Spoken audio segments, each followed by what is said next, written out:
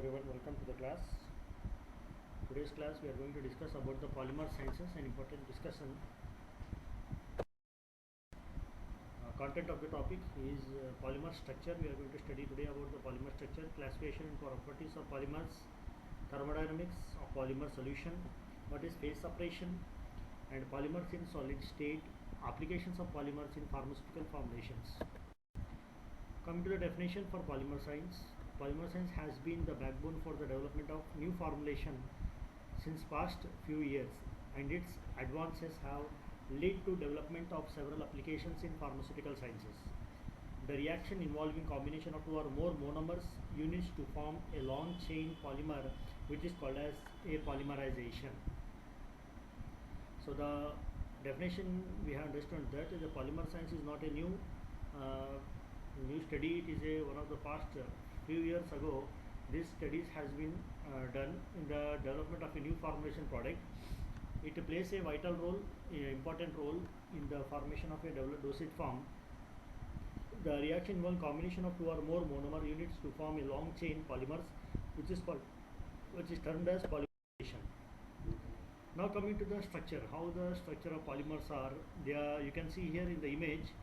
The structure of polymers looks like that. So there are several type of polymeric structures are available. We can see one by one, that is linear shape, branched type of polymers, cross-linked polymers and network polymers. About this all individual polymers we can see in the next slide, but for the image purpose, how it looks like, to represent, to give information about the types of polymers, I have given the image here to show that what type of linear polymers are there and how they looks like, how they have arranged. Their arrangements and their structure has been shown in this slide. Linear, they are almost all straight, line-like structure. Branched means, as we know itself indicating, the name itself indicating they are highly branched structures. And cross-linked polymers, they are interchanged. They are mutually mixed up. They are branched as well as they are linear. They are both forms they are available. And network, these are almost all the benzene shape they have taken, that is network type of polymers. Now coming to the description of the polymer structure. A polymer is composed of many simple molecules that are repeating structural units called as the monomer, having several number of repeated units, which is called as a monomer.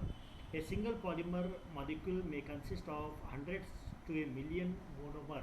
If you take a single polymer molecule, it consists of several monomers.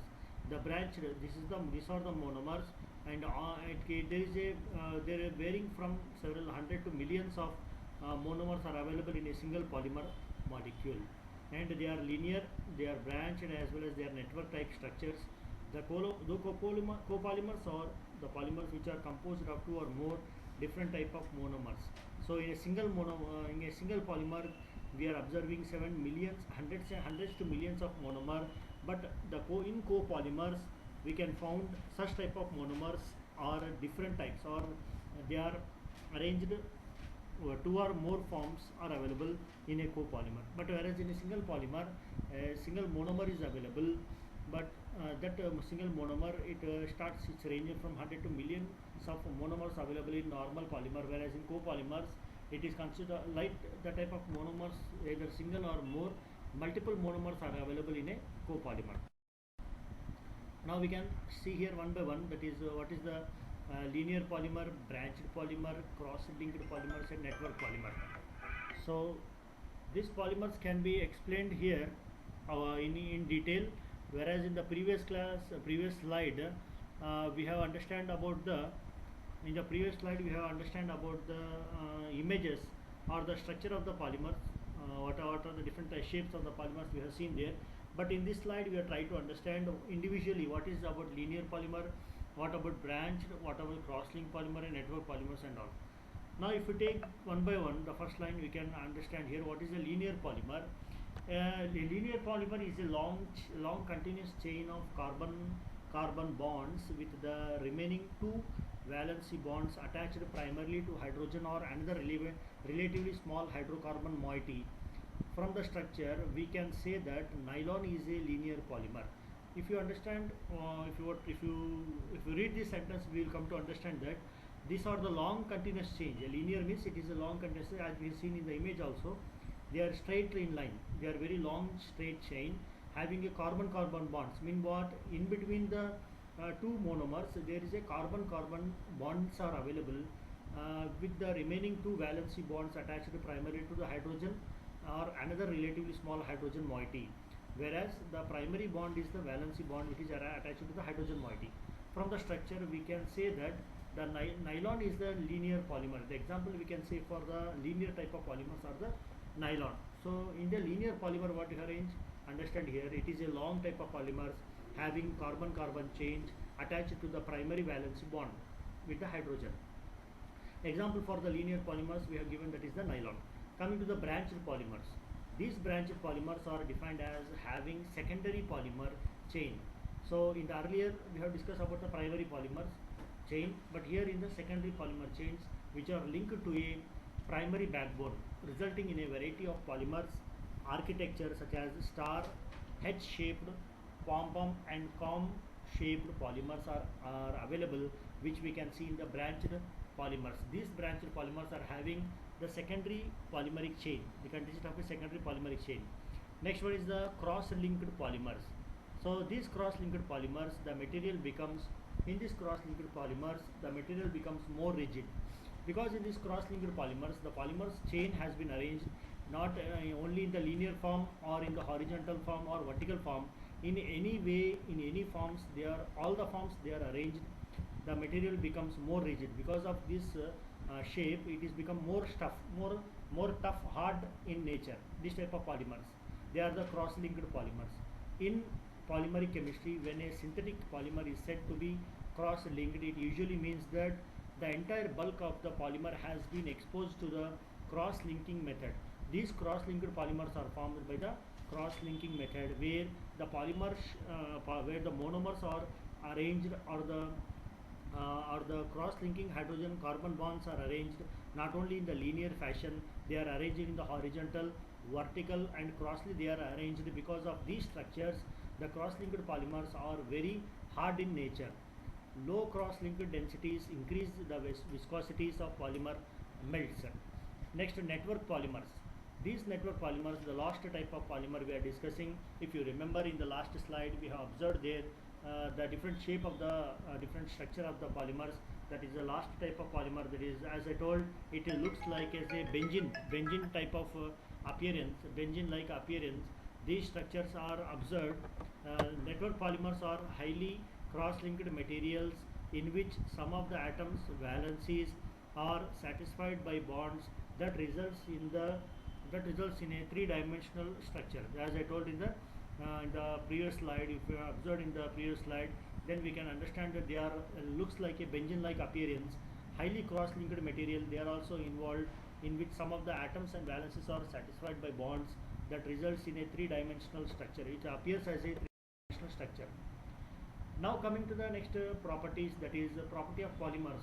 What are the main properties of the polymers are there? We have to observe before selection of a polymer. What are the properties we should observe?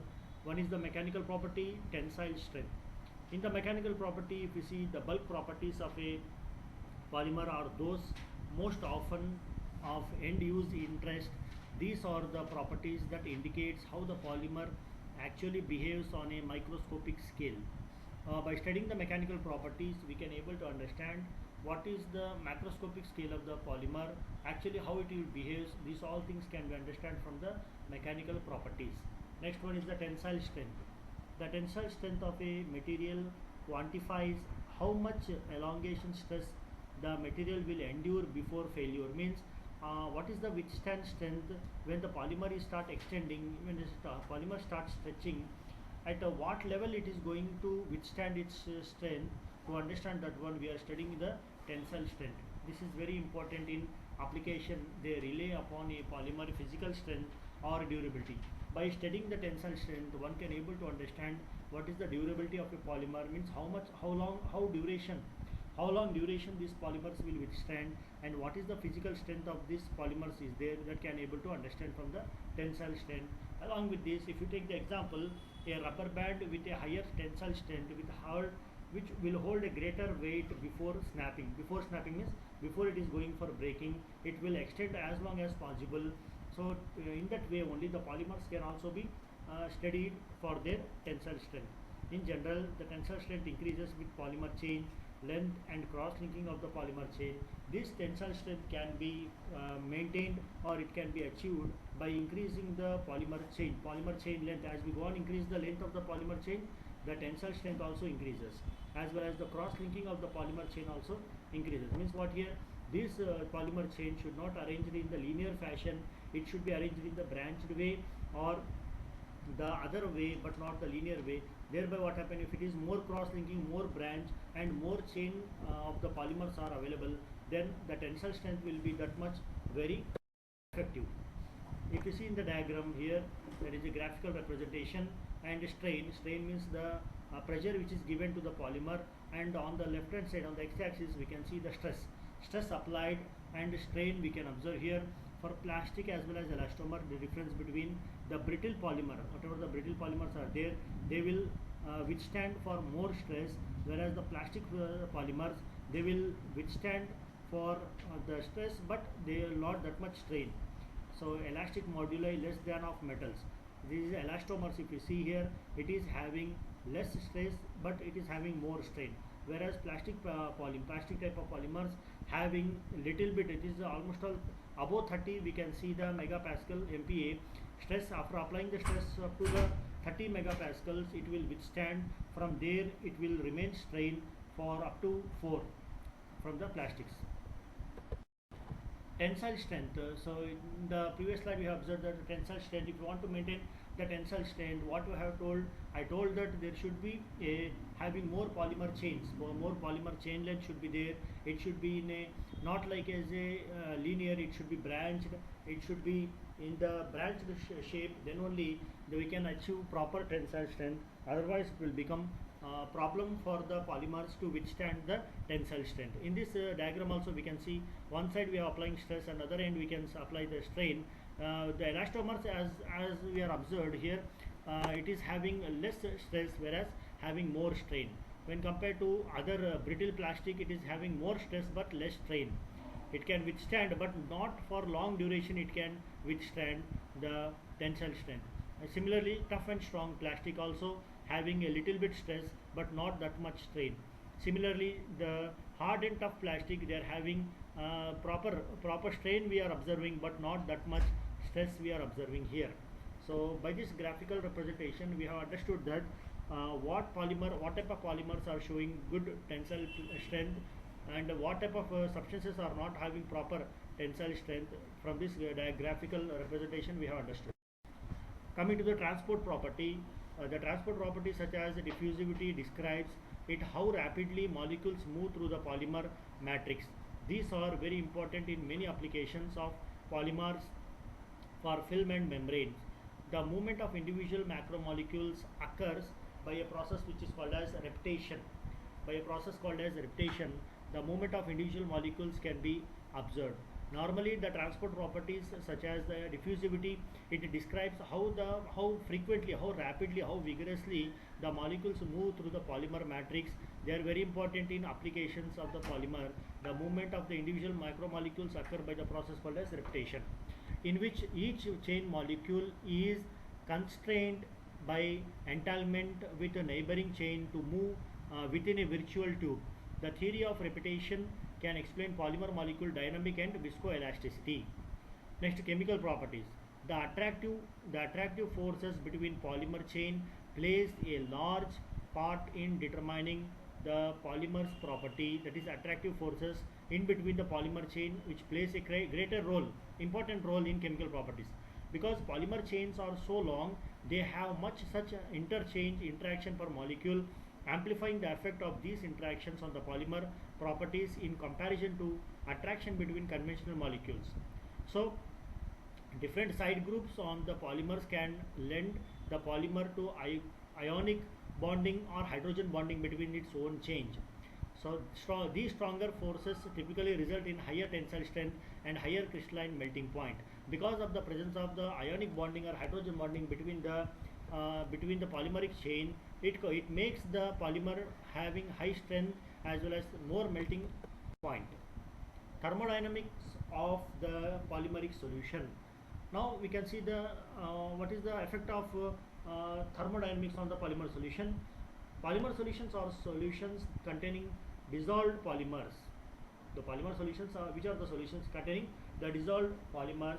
The introduction into the polymer of small amount of a solvent, that is plasticizer, reduce the temperature of glass transition, the yield temperature and the viscosity of a melt.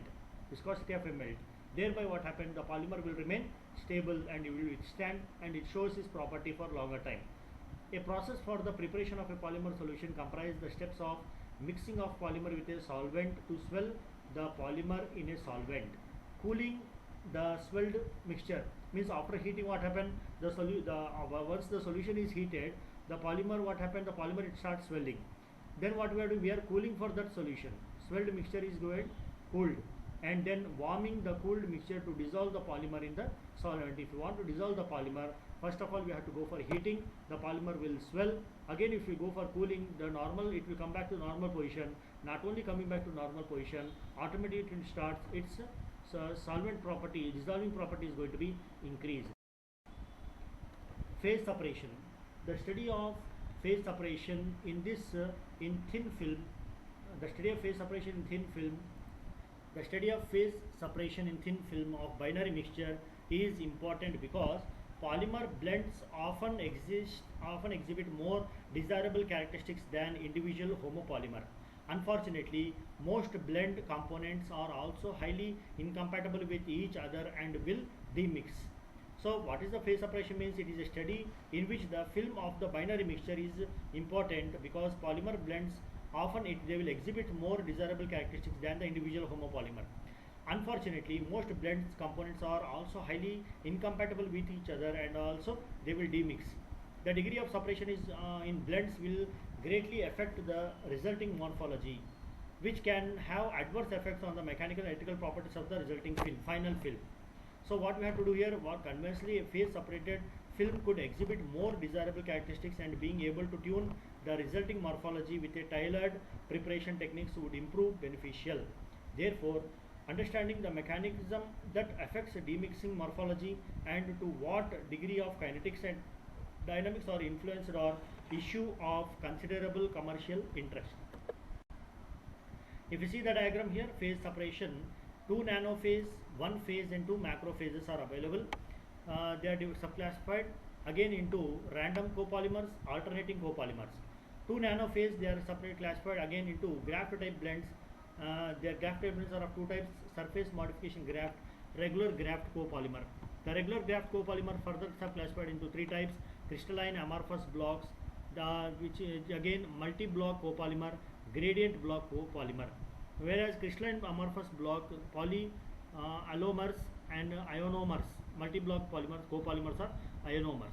When come to the first phase, 1 phase, that is random copolymer, alternating copolymers are available. They are classified into 2 types again. 2 macrophases are again subclassified into polymer blends. These polymer blends are further classified as incompatible polymers and compatible polymers. Incompatible polymers are of 2 types: crystalline and amorphous forms, whereas compatible polymers are isomeric replacements. If you see the crystalline polymers, that is biocomponents are available. They are again divided into biconstituents. Whereas amorphous form of polymers, they are classified as mechanical blends, mechanochemical blends, then latex blends, solvent cast blends. Coming to the diagram for the phase diagram for typically mixing behavior of weakly interacting polymer solutions, showing sphenoidal curve and binoidal coexistence curve, that is LCST. It is lower critical solution temperature. On the right hand side at the bottom you can see here, that is UCT, upper critical solution temperature. So when we are applying the temperature or a particular composition, sphenoidal curves as well as coexisting curves are observed, but these two are combining at one particular place, that is called as the critical point. At this point where we can see the upper critical solution temperature as well as the lower critical solution, upper critical solution temperature as well as the lower critical solution, where the phase is going to be combined or mixing at one particular place. Mixing behavior, this is a process called as a mixing behavior diagram. Polymer in solid state. The use of solid polymers depends on their mechanical permeability, thermal or optical property, which are governed by their chemical nature or morphological characteristics. Polymer in solid state, we can see in the diagram, that is amorphous, semi-crystalline as well as single crystal forms are available. Solid state properties, the amorphous state, then the randomly coiled interpreting chains, not all volume is occupied, free volume concept, diffusion of small molecules, segmental and chain mobility strongly dependent on temperature and free volume, entanglement at a sufficiently high molecular weight. So all these things can be observed under solid state property as well as the amorphous state. If you see the polymers in solid state, they are subclassified into three types. They are amorphous forms, semi-crystalline as well as the single crystal polymers. Let us see some of the applications of the polymers here. We can see this polymer can be used in various having various applications, such as they can use it in the suspending agent, emulsifying agent, binding agent, flocculating agent, adhesive substances. They can use it as in a packaging material and as well as in the coating material.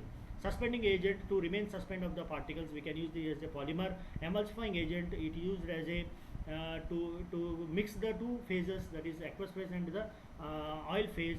There the polymers can also be used as emulsifying agent, whereas a binding agent, such as in the tablet preparation, we can use it as a binding agent, as a binding polymer, such as ethyl cellulose, starch, carboxymethyl cellulose, carboxyethyl cellulose, hydroxypropyl methyl cellulose, sodium stearate, and so many polymers are available, so that we can go for binding of the substance also we can use as a one of the application.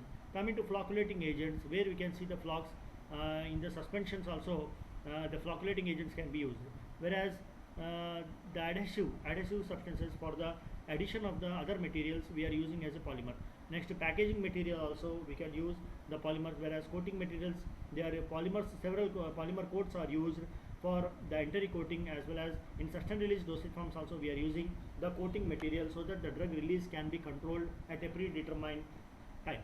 They can also be used to make gels, nanoparticles, microparticles, and various capsule preparation also. These polymers, see the plastic and rubbers, where we are using in the plastic and rubbers, polyurethane transdermal patch, packing, backing, blood pumps, and artificial heart and vascular graft, polyisobutylene pressure sensitive adhesives for transdermal drug delivery. We are using this type of polymers here. Polycyanoacrylate biodegradable tissue adhesive in surgery, a drug carrier in nano and microparticles, chewing gums, blood bag and tubing, polyethylene transdermal patches, baking for drug in adhesive design, wrap packing containers, hard contact lenses, soft contact lenses. In all these areas, the plastic and rubber polymers are very much for the formulation. Now coming to the next one, that is starch-based polymers. Starch-based polymers we are using such as the basic example, we can say general example in the preparation of tablet formulation, that is wet granulation technique. Also we are using the tablet as a granulating agent, starch as a granulating agent. They can also use it as a glidant and dilute in tablet and capsules, as a disintegrating in tablets and capsules at a tablet binder. So most probably the starch can be used in various applications, having various applications in the formulation of tablet dosage forms, as well as disintegrating in the fast immediate release dosage forms. Also we can use as a disintegrants. Super disintegrants are again different from the disintegrant. Disintegrate property is that to where the drug is going to be disintegrated at a predetermined time, where from after pre-disintegration the next step follows, that is the drug has been coming into the blood circulation, entering into the blood circulation. Hydrocolloids, alginic acid, oral and topical pharmaceutical products, they are using as a polymer, that is alginic acid. Then carrageenan, modified released viscosifier, they are also used as a polymers. Water insoluble biodegradable polymer, lactides, co-glycolide, polymers, microparticle, nanoparticles for protein delivery. In all these areas we are using the polymers application. Hope you understand from this small information. If you are interested for the updated videos, please like, share and subscribe, so that you can get the updated information to your notification, so that you can have the information and you can upgrade your knowledge. As I am telling repeating with the same words in every video, in all my videos I am saying the word that this part of the discussion is not, you should not consider as a final thing. It is a just for informative purpose for the budding pharmacist, or those who can collect the information, take it as a grant, and they have to work on this part of the topics. Then they have to enlarge their information, not considering it as a final one.